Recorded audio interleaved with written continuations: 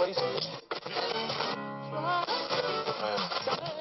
welcome to the podcast. This is the surge effect, and this podcast, well, it'll probably have an effect on you. Well, hello, and welcome to another episode of the Surge Effect. Today's episode of the Surge Effect, we are going to be talking, of course, about Venezuela and Nicolas Maduro. And I'm just going to, of course, go through some videos, talk a little bit about Venezuela, stuff maybe you may or may not know about. Also like to say Happy New Year to everyone. 2026, here we are. Hopefully I'll get out some more podcasts this year than I did last year. Just a little personal goal of mine. We'll see what happens. With YouTube, the algorithm is very important, so you have to be able to spread the information around, right? So it's simple as click, right? Just click on my share video and just send it to your friends. Hopefully they'll learn something from it that they didn't know, and they can move it on as well. And don't forget to subscribe and like. Very important, helps with the algorithm. All right, so let's get going on today's podcast. First video I'm going to show you, of course, is the boys talking. This is Trump and Rubio, and I believe Pete Hegseth talking a little bit about what went down. So, and of course, here's Maduro taunting them a little while ago. So, this is what he had to say.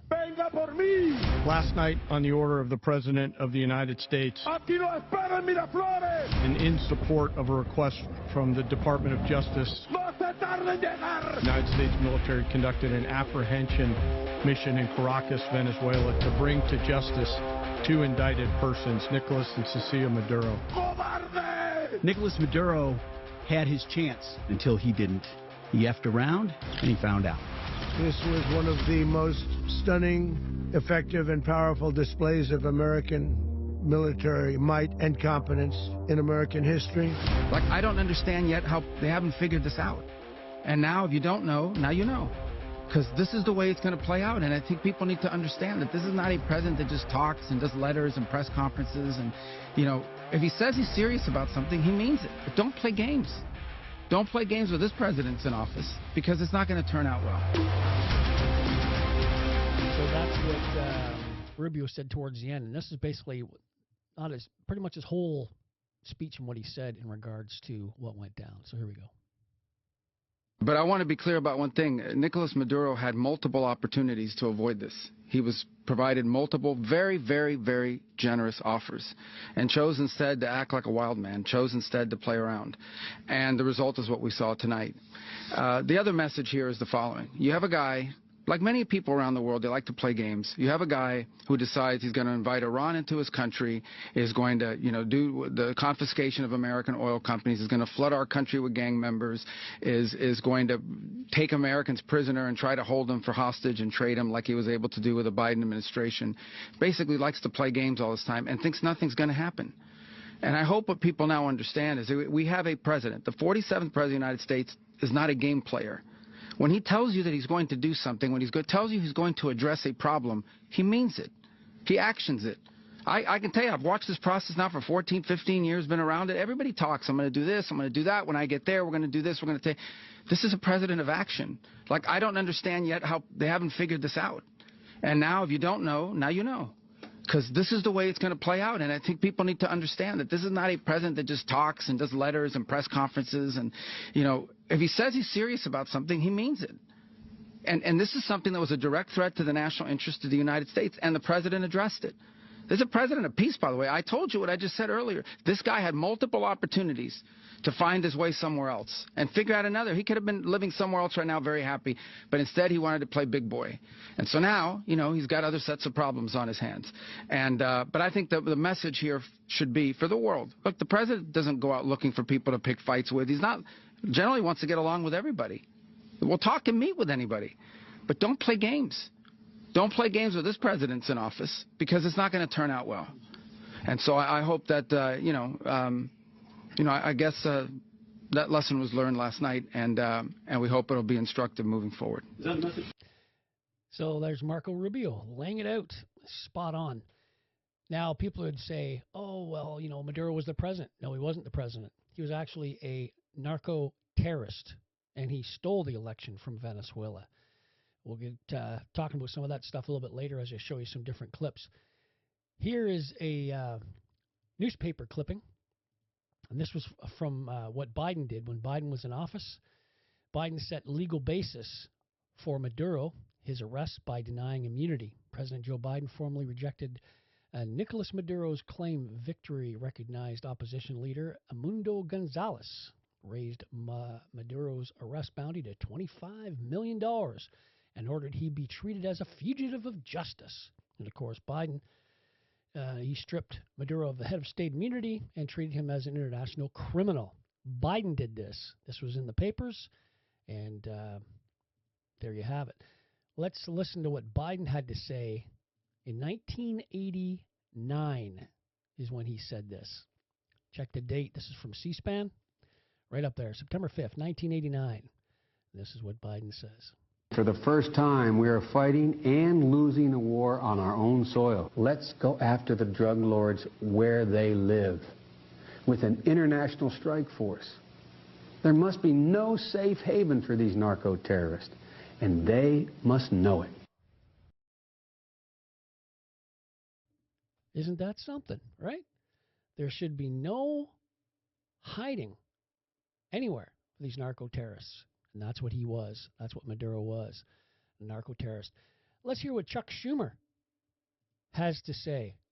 He criticizes Trump. He brags about all these things he wants to do or is doing. Look at the date, 2020. But his actions belie his words. Maybe the best metaphor was his claim to bring democracy to Venezuela. There was a big policy there. It flopped. If the policy was working, Juan Guaido wouldn't be in the balcony here. He'd be in Venezuela.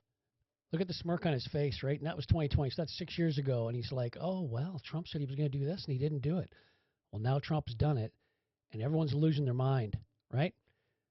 Pierre Poilievre, who ran against Mark Carney here in Canada, he made a post on Twitter the other day, on X, and people lost their minds. The left lost their minds. He says, congratulations to President Trump on successful arresting narco-terrorist and social dictator Nicolas Maduro. He should live out his days in prison.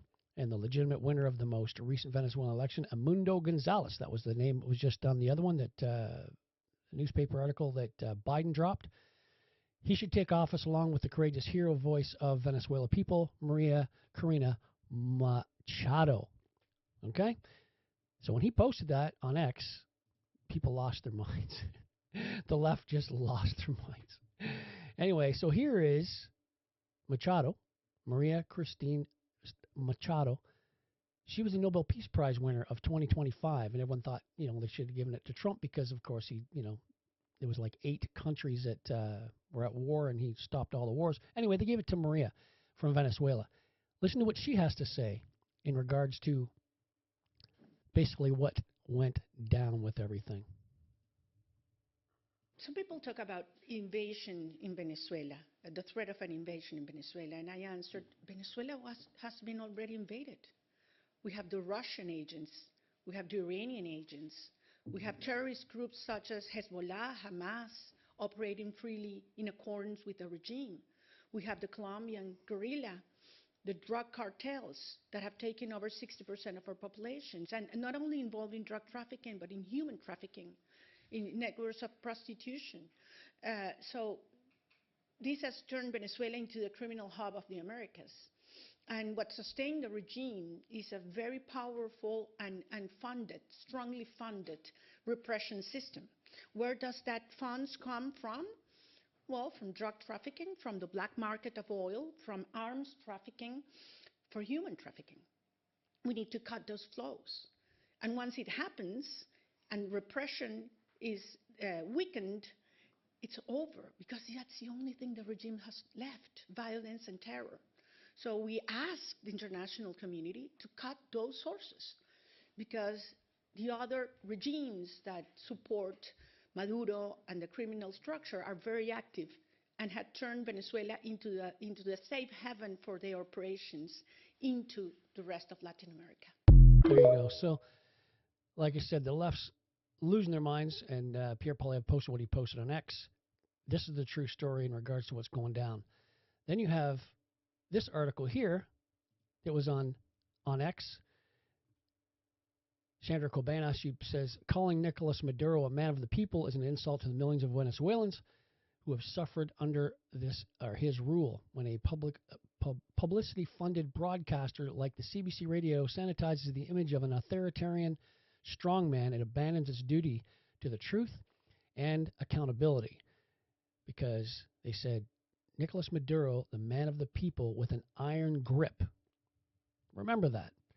Because then you have people like Bernie Sanders, who says what he says. I'm not going to play the whole thing what he says. I'm just going to play part of it. But what he says, this is typical socialist far-left nonsense. Here you go. Very much for joining me. Donald Trump has once again shown his contempt for the Constitution and the rule of law. Let's be clear. The President of the United States does not have the right to unilaterally take this country into war. Now listen to what this gentleman says. There's a particular kind of entitlement it takes to believe you can explain Venezuela to Venezuelans. And what's worse is that this so-called analysis often comes from people who claim to oppose appropriation and white savior thinking while doing exactly that. When narratives about Venezuela are formed without Venezuelans in the conversation, reduced to simplistic takes about foreign interference and then broadcast as education through threads, carousels, or reels that end up whitewashing a narco-authoritarian regime, that isn't activism. It's the appropriation of a pain that isn't yours. Now, here's the reality. There are hundreds of political prisoners, including teenagers, many never properly tried. There are forced disappearances. More than 7 million Venezuelans, that's a quarter of the population, have fled the country, many crossing deadly terrain because staying was worse. That's crazy, right? But you have people like Bernie Sanders defending what's going on and then slamming Trump because he did it, right? But let's not forget what Obama did. And Obama, he didn't ask Congress. He didn't ask permission. He just went ahead and did it. What he did to Syria and numerous other places before he left office. Listen and watch. The countries that Obama bombed in his final year of office. Syria, 12,192 times. Iraq, 12,095 times. Libya, 496 times. Yemen, 35 times. Somalia, 14 times. And Pakistan, 3 times. 26,172 bombs for a total of 3 bombs every hour of every day in only 1 year. With no congressional acceptance. So people can say what they want, but that's what Obama did, okay? That's just what he did. A lot of people probably don't even know where Venezuela is. They probably couldn't even find it on a map. So I just call it up here, and there's right there. Just below, Cuba, Puerto Rico, just to the south of it, right on the tip of South America, basically, right there. That's where Venezuela is. And that's where the Americans went the other day to pick up Maduro out of his house. So I'm going to read some things about Venezuela and about Maduro because people think, he's some Boy Scout, right? Well, as I'm reading it, I'll play in the background. If you're watching on my YouTube channel, I'll play in the background a video of how they captured him, how they went about to capture him. So I'm going to play that in the background, and then I'll read you what Maduro's all about. So when people talk about Venezuela, they often blame sanctions or economics. But what rarely said out loud is the suffering of the millions of people. And that didn't happen by accident. It was engineered. Under Nicolas Maduro, the Venezuelan state has been accused of executing civilians without trial, imprisoning political opponents, torturing detainees, and forcibly disciplining citizens. Peaceful protests were met with live ammunition, and children were jailed, and human rights organizations were shut down.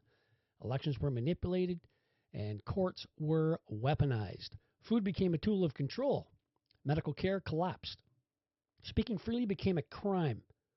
Armed pro-government militias, known as the colectivos, enforced fear in the streets. But it goes even further. International investigators and prosecutors have linked senior regime figures to large-scale narcotics trafficking, turning Venezuela into a corridor for cocaine bound for North America and Europe. The regime has also been accused of harboring and cooperating with designated terrorist organizations, offering protection, travel documents, and financial support. So, that in a nutshell tells you a little bit about what Maduro's all about, right? So the lefts are losing their minds, like I said, because of what Trump did when he went to pick up Maduro. Let's listen to some Venezuelans speak about their own country. I'm not Venezuelan. I'm Canadian. So I don't know anything about what's going on in Venezuela. I know what's going on with Venezuela from what I've learned over the years. This oppression's been going on to Venezuelans for 26 years. But I'll let some of these people explain to you. So here's the first one here. Okay. As a Venezuelan American, I got some shit to say. My family, my parents, my sister, my extended family, all lost everything. Their work, their savings, their investments, gone. Wiped out by a narco-dictatorship that has held Venezuela in a death grip for over 25 years. And what happened to my family has happened to millions, and yes, millions. The Venezuelan exodus is the second largest displacement crisis on earth after Syria. This is not just a tragedy. It is one of the great humanitarian disasters of our time. But the suffering doesn't end there. This regime has jailed hundreds of political prisoners. Thousands have been murdered simply for speaking out. More than a third of the population has fled. 1/3. Not for better opportunities or for the American dream, but to survive, to live, because staying often means death.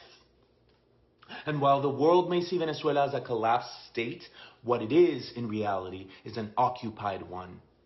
Our territory, our natural resources, and our institutions have been overrun by hostile foreign powers.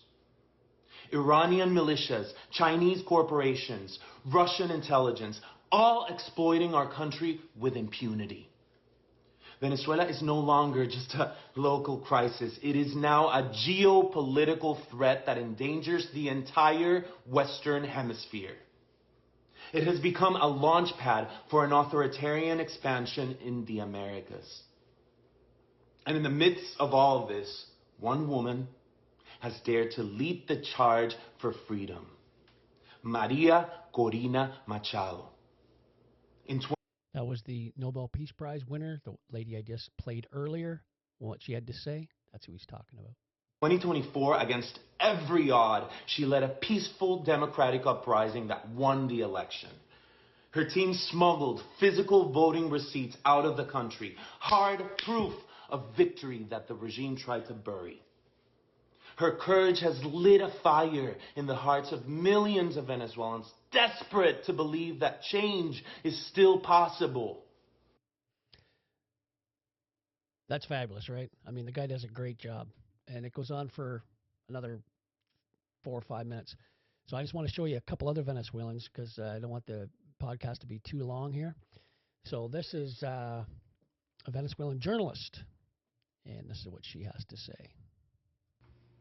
Now a message to my English-speaking friends, because I'm already seeing people are organizing protests, hands off Venezuela, let's defend Maduro, we love dictators. Do not for a moment let your hatred and disdain for Donald Trump, an unsavory character, have you defending the dictator of my country that was destroyed by him and Chavez and their system 20 years ago. We Venezuelans are very, very happy that our dictator has been arrested, removed, and will be put through a trial. It's the first time we're seeing justice in 26 years. Now let's hope that they get the rest of the criminals out of Venezuela, and then we can return home. Crazy, right? 26 years. 26 years. Here is another Venezuelan talking again about his homeland. This is a message for my American friends watching the news today in English. There is a serious inaccuracy in the coverage. Venezuela is not undergoing a regime change. Venezuela already has a democratically elected president, Edmundo González. He is the president. Nicolas Maduro is not the president. He never was. He stole the last election and led a criminal organization linked to terrorism and drug trafficking, El Cartel de los Soles. And today, thanks to the vision and courage of the Secretary of State, Marco Rubio, the decisive leadership of the President Donald Trump, and the actions of Secretary of War, Pete Hegseth, the United States has finally recognized a fundamental truth.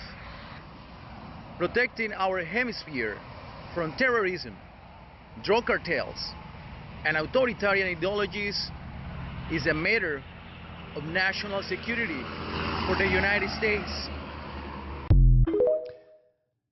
Exactly. So there's their take on it, and I have one other video to show you in regards to Venezuela. And this is a Venezuelan woman basically talking to people about what's going on. Here we go.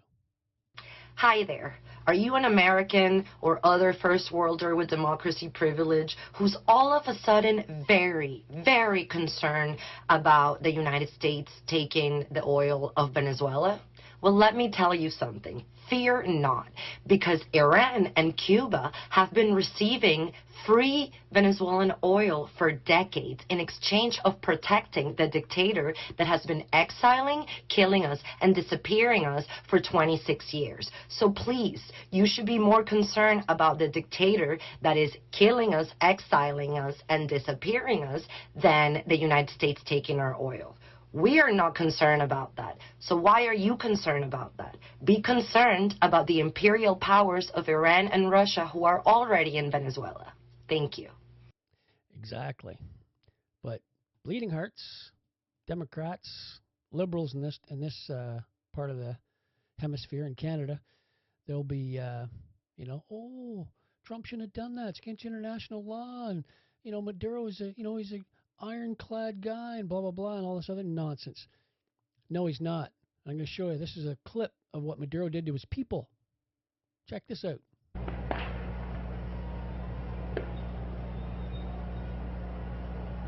People in the streets.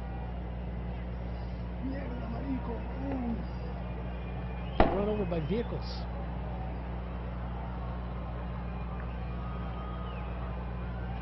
This is what happens when people protest and they get run over. They get run over by vehicles. This is Maduro's Venezuela, 2019. Isn't that something? It's crazy, isn't it? Well, here's Trudeau's Canada. Oh, come on through. Come on through. What is happening here? Wow, what is this lady doing? Trampling horses. Trampling. Stop it. Stop it. Look. Oh my God. He didn't get run over by a vehicle. They got run over by a horse. You'd almost think that was Venezuela. But that was Canada. That's right, Canada. So I'm going to show you a few clips back to back, and this is what the Democrats are protesting. They're protesting this kind of thing, but the Venezuelans and the people around the world that are Venezuelan are ecstatic. And this is what they're doing.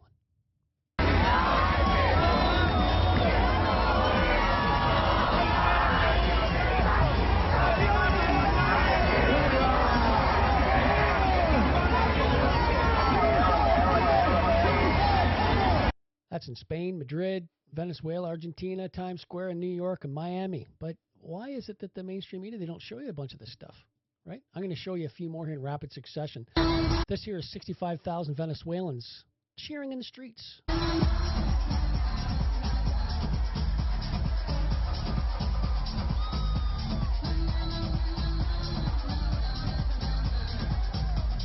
And here's another one. This is Venezuelans cheering again.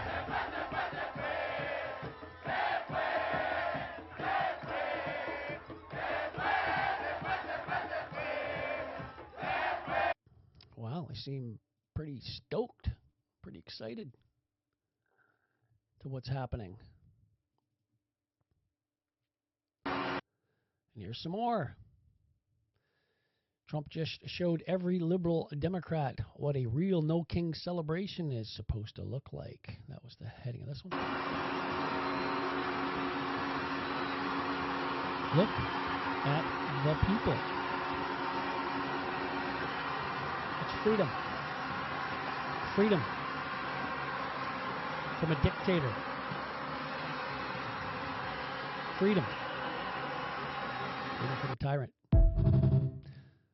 Just incredible. They're all over the internet. These pictures are all over the internet. And here's another little quick clip. Look at thousands and thousands and thousands of people.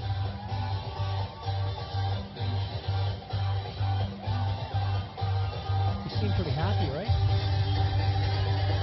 They seem pretty happy. That's for sure. All right, before I close off, I'm going to show you two more clips. This one here is of Donald Trump, President Trump, at the UN, and what he was talking about was immigration and climate change. Here we go. This way, but it's true. I've been right about everything. And I'm telling you that if you don't get away from the green energy scam, your country is going to fail. And if you don't stop people that you've never seen before, that you have nothing in common with, your country is going to fail. I'm the President of the United States, but I worry about Europe. I love Europe. I love the people of Europe. And I hate to see it being devastated by energy and immigration. This double-tailed monster destroys everything in its wake, and they cannot let that happen any longer. You're doing it because you want to be nice. You want to be politically correct, and you're destroying your heritage. They must take control strongly and immediately of the unmitigated immigration disaster and the fake energy. He was talking about immigration being flooded into countries in Europe. He didn't mention Canada, but it's happening in Canada. I'm surprised he doesn't mention Canada because it's unreal, immigration in Canada. Unreal. So after listening to what Trump just said about the big sea change, listen to what our guy has to say. Second mission is really to build that one Canadian economy turbocharged by major nation-building projects that connect our regions, that diversify our products, that build new markets, and sometimes he just talks a lot about nothing. Create those hundreds of thousands of high-paying careers for our workers from the trades to technology. Tomorrow, we'll announce the first tranche, the first batch of these projects. Projects that will increase Canada's independence, boost our economy, align with the interests of Indigenous peoples, and advance our climate goals. Canada's new government recognizes climate goals.